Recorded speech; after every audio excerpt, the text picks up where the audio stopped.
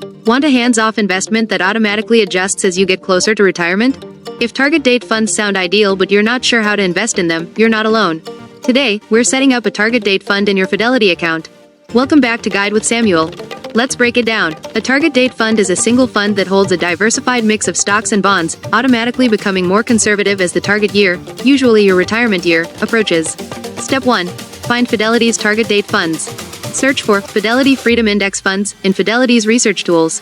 They're named with a year, like Fidelity Freedom Index 2050 Fund, FFIJX. Step 2. Invest your money. Once you've chosen the fund closest to your expected retirement year, you can invest a lump sum or set up automatic investments into it. It will then manage the asset allocation for you.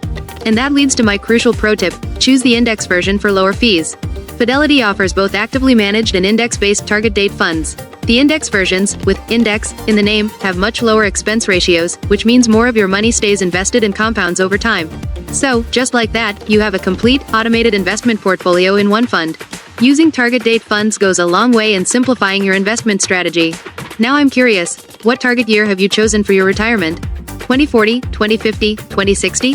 Let me know your thoughts down in the comments, and subscribe for more clear-cut guides like this one. Thanks for watching. I'm Samuel, and I'll see you in the next video.